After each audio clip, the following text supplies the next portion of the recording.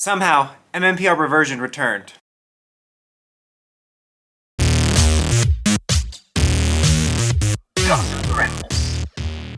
Hey YouTube, Dawson Ryder here. You can tell I really love that Rise of Skywalker reference because I find use for it often. So we got some news about the new show Power Rangers is going to be developing, and it's not really a new show. It's MMPR, Mighty Morphin Power Rangers? Mighty Morphin Power Rangers Reversioning 2.0. They don't have like an official name for it. I imagine it will probably use the Re-Ignitioning title. But according to Montyverse, who was the one that provided some of the pictures I used earlier in the other video, they're going to be re-releasing AI-enhanced versions of MMPR Season 1 on YouTube starting in July, with more to follow. So I feel like the knee-jerk reaction to this is going to be negative. I definitely understand people's mixed feelings on this or negative feelings on it, and I'm probably going to get accused of defending this because I am going to defend it, but not because I think it's the best decision, but because it at least makes sense. However, before we get to that, can we appreciate that we are in a time loop? This is exactly where we were in 2009/2010. Main show, canceled. What's next? An MMPR toy line propped up by an enhanced version of the original show. How much longer is it going to be before Saban buys it back again? Maybe less than a year? Can't wait for Samurai 2.0, The Streets, even more Samurai forever. This obviously isn't the greatest news. I mean, let's be real. The state of the franchise going back to doing another reversioning of MMPR Season 1 for the second time and doing an MMPR toy line after years of progress is disheartening. However, let's just look at it in the context of this line. As we've all been talking about when I've been doing these videos, even me who's like, yeah, I get why they're using MMPR, I'm curious, like, how would this do? Because even though I think a lot of kids know what it is very strange to have a active toy line for something that doesn't have anything active. Unless you're something like, you know, Star Wars for years could come out with like Luke Skywalker figures or Millennium Falcon playsets or whatever, and that's freaking Star Wars, it's Millennium Falcon, you know what I mean? Like, there are certain franchises like that can, but this isn't Star Wars, this isn't in the same neighborhood. So, you know what I mean? So that does seem weird. I was curious, like legitimately curious. I'm like, how well can this do without an active show? Because that's something that drives PR and Sentai always, is like, there's a main show to watch. And obviously this isn't the same as streaming, and it still is on streaming, but I think this is not like the best decision ever, but it's at least a smart move to hopefully generate some revenue. And kids are on YouTube an awful lot. So maybe they'll see a, you know, new episode in their feed, which comes across as a new episode, and they'll see it and be like, this is just the most old. Or they'll really like it, and then they'll go buy the toys. So I at least think that's a smart move in the sense that we want this line to do well, guys, I think. I know there's a lot of people that want it to crash and burn because they hate MMPR. There's a lot of Sentai purists that are always just awful and wanting it to crash and burn. You know you started with PR. You know you started with it. Stop acting like you weren't born in Eagleton. I want it to succeed because if this fails, it's yet another nail in Power Rangers' coffin, and it's going to be hard to drive that nail in because it's been 6 feet under for years already. So we want this to do well so that we can hopefully continue with something better. Now, they say they're going to be bringing more seasons. I imagine, and I kind of hope the plan is, I guess, that, you know, we get more Season 1 toys as the year rolls out, more than what we just saw, and then maybe next year they drop Season 2, toe toys, no toe toys, there's no foot fetishes here. Season 2 toys, and then Season 3, so on and so forth. Who knows? Maybe we could get the other seasons. I don't foresee this being like all of a sudden we'll be at Cosmic Furry. No furries either. There's no fetishes in this video. Cosmic Fury. I don't foresee us going that far, but I don't know. I could maybe see a world where we did Zeo Re-Ignition, but I think maybe the idea is just to generate revenue and keep Power Rangers present on the toy shelves until whatever they might do happens.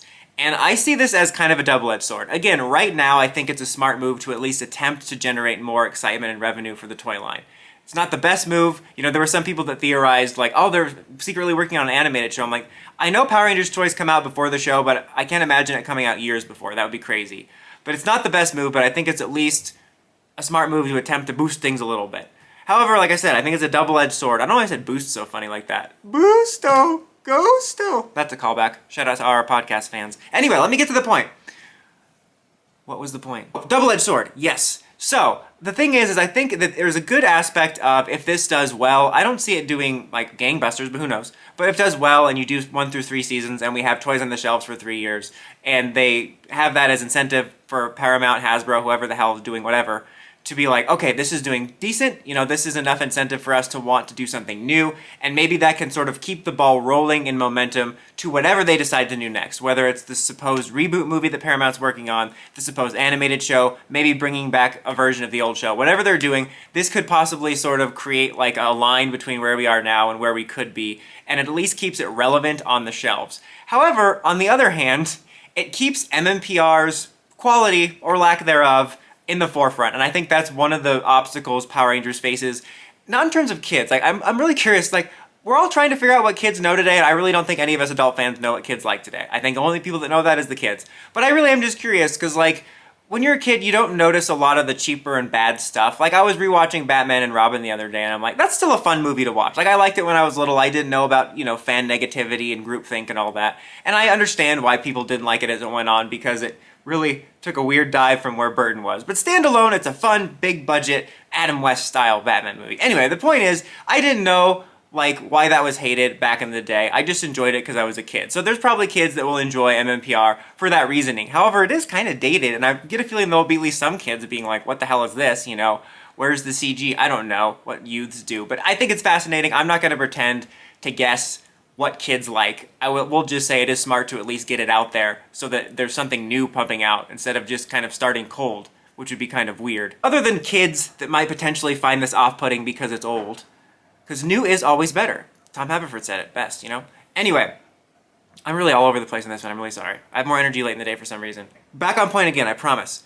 Point is that for the kids that like it, I don't think it's a problem. However, I think if they are trying to reach a slightly wider audience for whatever they're doing next, keeping MMPR in the forefront just doesn't help, because that's the only thing people think of when they see PR. Because we know that the season's improved from Zeo onwards. We know that there's stuff like the comics, there's stuff like the 2017 movie, you know, there's stuff like Sentai that proves the concept isn't just what MMPR Season 1 was. So I think it's going to be a bonus to get kids excited about the line, but I think if they're in any way going to try to include something that's more mature in any way, I don't mean like adults on HBO, it's not, you know what I mean? Just like a show like Avatar. Like, it's a kid's show, I'm rewatching it, god dang, it's amazing. Like, for real. That's a show that's like so appealing to kids, it makes you feel like a kid, but it's so mature and well written. Damn. Still prefer Korra, it's a hot take though, I just find it more interesting. Anyway. Point is, I think that it could be a double-edged sword, because I think that this will boost sales for the toys, but it's going to keep Power Rangers' worst traits in the forefront, so that whenever they try to do a new series, people are just going to be like, oh, Power Rangers, that's cheesy trash, I'm not going to watch it. It'll be interesting to see. I do have to say the idea they have about wanting to create a new generation of fans is nice, but I can't help but think if we were just going to end up here, we should have just left the installation of the main show going. As someone who is in full support of the reboot, if I didn't know we were going to just never have it happen, we had the perfect system set up. It just reminds me of that whole scene of, we had everything, we had a lab, we had Fring, and you just had to blow it all up with your pride and your ego. Ultimately, we're not in the best place right now, but at least they're doing something to boost the sales, and I want this to do well, so at least we have a chance to survive. But let's take bets on Neo Saban 3.0. When's it happening? Anyways, guys, let me know what you think in the comments as always. Until next time, don't forget to like, comment, subscribe, and climb the steps and ring that bell to get notifications for my videos. Dawson Ryder, signing out.